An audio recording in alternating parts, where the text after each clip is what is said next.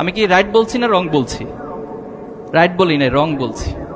একটা পিতামাতা তুমি খুঁজে পাবা না তিনি বলবে যে আমার সন্তান অমানুষ হয়ে যাক, আমার সন্তান নষ্ট হয়ে যাক, আমার সন্তান জাহান্নামে যাক, কিন্তু আমি A+ চাই। এটা কোনো পিতামাতা বলবে না।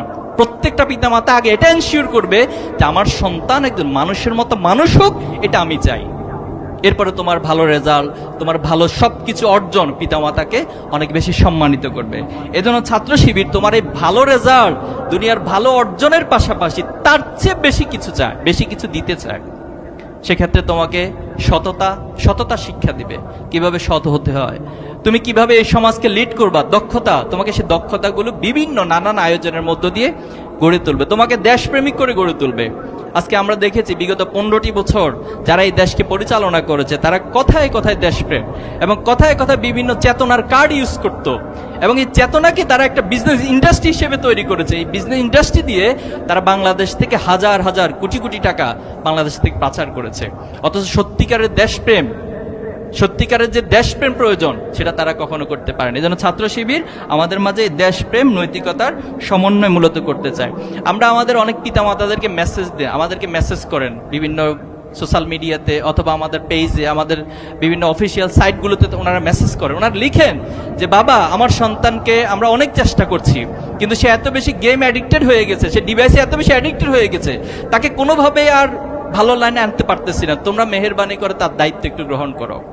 কিছুদিন আগে আমাদের অফিসে একজন মা তার 2জন সন্তানকে নিয়ে এসেছেন, নিয়ে এসে বললেন যে আমি আমার সন্তানকে শিবিরের সেন্টারে ভর্তি করাতে চাই। তাই আমি বললাম যে এটাতে কোনো সেন্টার নেই, এখানে কিভাবে ভর্তি করাবেন, অথবা এই আইডিয়া আপনার মাথায় কিভাবে আসলো?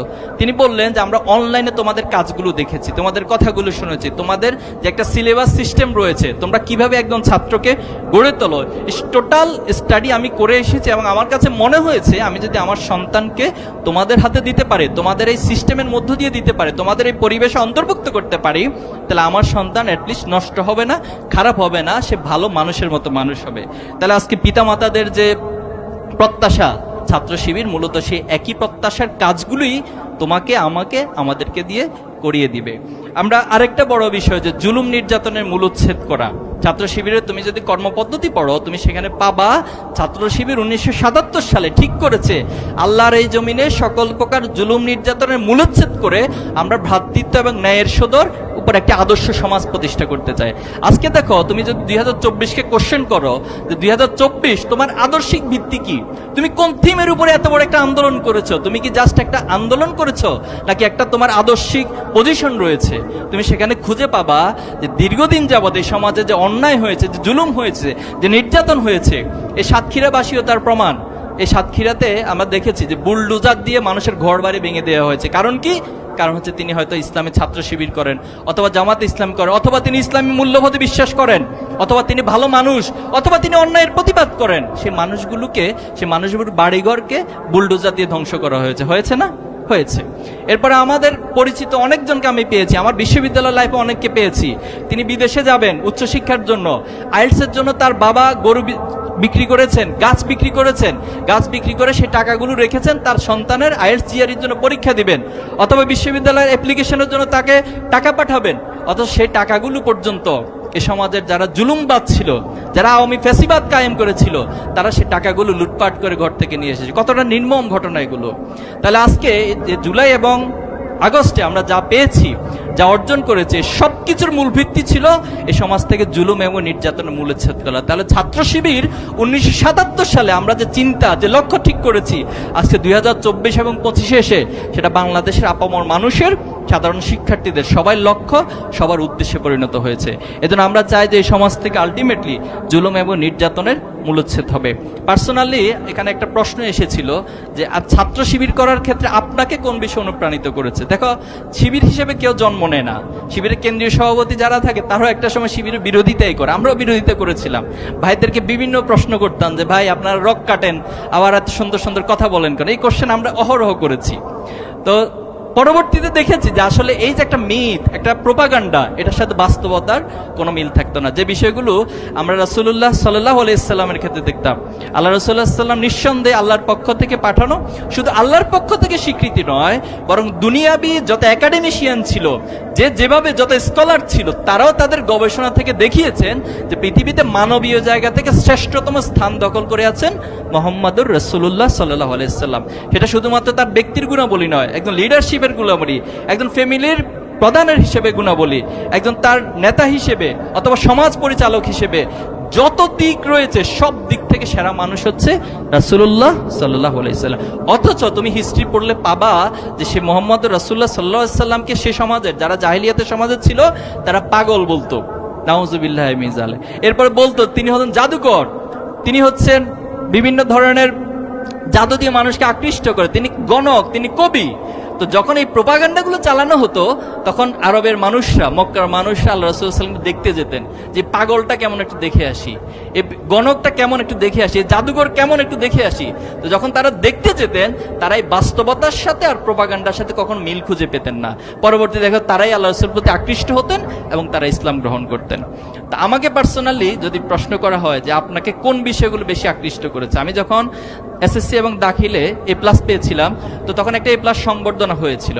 সেই সংবর্ধনা প্রোগ্রামে দায়িত্বশীলদের পক্ষ থেকে এত চমৎকার বিষয়গুলো তুলে ধরা হয়েছে যেটা আমার চিন্তার জগতে অথবা আমার ব্যক্তিগত লাইফের পরিকল্পনা গ্রহণের ক্ষেত্রে, আমার লক্ষ্য স্থির করার ক্ষেত্রে অনেক বেশি সহযোগিতা করেছিল এবং সেখান থেকে একটা আকর্ষণ ছাত্র শিবিরের প্রতি তৈরি হয়েছিল। আরেকটা প্রোগ্রাম আছে ছাত্র শিবিরে, তোমরা হয়তো অনেকে জানবা, সব্বেদারি প্রোগ্রাম, এটাকে বলা হয় নৈশ ইবাদত। তো একদিন আমাকে দাওয়াত দেয়া হলো, একটা মসজিদে গেলাম রাতের বেলায়, যাওয়ার পরে শুরুতে দার্স অর্থাৎ কোরআন থেকে আলোচনা হলো এবং শেষ রাতে আমাদেরকে অর্থাৎ মাঝখানে ঘুমাতে দেওয়া হলো, আবার ঘুম থেকে জাগিয়ে সবাই তাহাজ্জুদের নামাজ পড়ে দোয়া করলো। এই দোয়ার পয়েন্টে গিয়ে আমি একটু নতুন করে ছাত্র শিবির সম্পর্কে ভাবলাম। যিনি দোয়া করেছিলেন একজন দায়িত্বশীল, মানে এত বেশি কান্নাকাটি করে আল্লাহর কাছে দোয়া করা যায়, এত আবেগ নিয়ে আল্লাহর কাছে দোয়া করা যায়, আমার কাছে মনে হয় সেদিন আমি প্রথম দেখলাম। এবং সেখানে শুধু নিজের জন্য না, নিজের জন্য দোয়া করছেন, বাবা মায়ের জন্য দোয়া করছেন, সমাজের মানুষের জন্য দোয়া করছেন এবং লাস্টে একটা পয়েন্টে পেলাম তিনি দোয়া করতেছেন যে আল্লাহ যারা আমাদের বিরোধিতা করে, যারা আমাদের শত্রুতা করে, তাদেরকে তুমি হেদায়েত নসিব করো, তাদেরকে তুমি বুঝার তৌফিক দান করো, আমরা তাদের কোনো ক্ষতি চাই না। এই যে বিষয়গুলো, এটা আমাকে অনেক বেশি অনুপ্রাণিত, অনেক বেশি আকর্ষিত করা হয়েছে। ছাত্র শিবিরের এই দুটো জিনিস আমি বললাম, এরকম তুমি শত শত পয়েন্ট পাবা, শত শত বিভিন্ন ইস্যু পাবা, কেস পাবা, যেটা ছাত্র শিবির ইন্টারনালি এই বিউটিগুলো চর্চা হয়, অনেক বেশি সৌন্দর্য চর্চা ছাত্র শিবির করে থাকে। তো আমরা তোমাদেরকে ছাত্র শিবির আজকের পরে কালকেই সবাইকে সাথী সদস্য হয়ে যেতে হবে এটা বলবো না, তোমাদেরকে বলবো যে তোমরা ছাত্র শিবির সম্পর্কে জানার চেষ্টা করো। আলহামদুলিল্লাহ এখন যথেষ্ট সুযোগ রয়েছে, আমাদের ওয়েবসাইট রয়েছে, অনলাইনে জানতে পারো, আমাদের বই পুস্তক পড়তে পারো, আমাদেরকে যারা ব্যক্তি হিসেবে তোমরা চারপাশে তাদেরকে দেখতে পারো, তাদের চরিত্র কেমন, তাদের কথাবার্তা কেমন, তাদের চারিত্রিক মাধুর্যতা কেমন, এই সব কিছুর মধ্য দিয়ে তুমি ছাত্র শিবিরকে জানো, এটা আমরা চাই। আর পাশাপাশি তোমাকে এটা বলবো, ছাত্র শিবিরের যে দাবি তুমি ভালো মানুষ হও, তুমি ভালো রেজাল্ট করো, তুমি ভালো একটা প্রফেশনে যাও, ভালো একটা ক্যারিয়ার গড়ে তোলো, তুমি ভবিষ্যতে নিজেকে সমাজে প্রতিষ্ঠিত করো, সমাজকে সততার মধ্য দিয়ে নেতৃত্ব দাও। আশা করি অন্তত এই কথাগুলোর সাথে তোমরা একমত হবা এবং এই কথাগুলো মানার জন্য তোমরা চেষ্টা করবা, পারবা না ইনশাআল্লাহ? একটা কথা মনে রাখবা, ছাত্র শিবির টোটাল তার কার্যক্রমকে যদি তুমি ভাগ করো, তুমি পোর্শনে পাবা যে অনলি 10% আমরা প্রচলিত ধারার রাজনীতি করি, আর 90%ই পাবা একজন ছাত্রকে কিভাবে করে তার ছাত্রত্বের জায়গা, তার একাডেমিক জায়গা, তার ক্যারিয়ারের জায়গা সাউন্ড করে গড়ে তোলা যায়, তাকে কিভাবে নৈতিকতা সমৃদ্ধ একজন মানুষ হিসেবে তৈরি করা যায়, সকল আয়োজনগুলো তুমি সেখানেই খুঁজে পাবা। আমরা কিছুদিন আগে সায়েন্স ফেস্ট করেছিলাম, সেই সায়েন্স ফেস্টে যারা টপ হয়েছে এর মধ্যে থেকে একজন এই কিছুদিন আগে আমেরিকাতে গিয়েছেন এবং আমেরিকা গিয়ে একটা ওয়ার্ল্ড কম্পিটিশনে তিনি সেকেন্ড পজিশন স্থান লাভ করেছেন।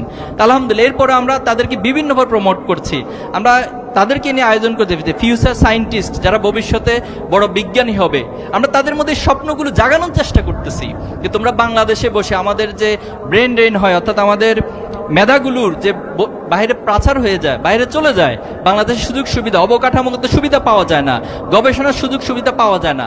তা আমরা তাদেরকে বলছি যে তোমরা উদ্যোগ গ্রহণ করো, ছাত্র শিবির ইনশাল্লাহ তোমাদের পাশে থাকবো এবং আমরা চাই এই বাংলাদেশ থেকে আগামী দিনে বড় বিজ্ঞানী, বড় ধরনের বাংলাদেশকে পরিচালনা, বিশ্বকে নেতৃত্ব দেওয়ার জন্য মানুষ তৈরি হবে। তো আমাদের এই টোটাল কার্যক্রমের 90% তুমি মানুষ গড়ার সিস্টেম, মানুষ গড়ার কর্মসূচি পাবা। আর 10% যেটা রাজনীতি করে, এর মধ্যে ম্যাক্সিমাম হচ্ছে সমাজে যে অসঙ্গতিগুলো রয়েছে, সমাজে যে জুলুম রয়েছে, সমাজে যে অন্যায় হচ্ছে, সেগুলোর প্রতিবাদ অথবা সেগুলো যেন সমাজ থেকে নির্মূল করা যায়, এই প্রসঙ্গে আমরা কাজ করে থাকি। আমাদের নারী ইস্যুতে, এখানে বোনেরা আছেন তোমরা, নারী ইস্যুতে ছাত্র শিবিরকে এক ধরনের বিদ্বেষপূর্ণ হিসেবে উপস্থাপন করা হয়। ছাত্র শিবির নারী বিদ্বেষী, অথবা ছাত্র শিবির জোর করে কাউকে বোরকা পরিয়ে দিবে, এ ধরনের বিভিন্ন প্রোপাগান্ডা আমাদের বিরুদ্ধে বলা হয়। দেখো, ইসলাম আমাদের জন্য যা বলে, একজন মুসলিম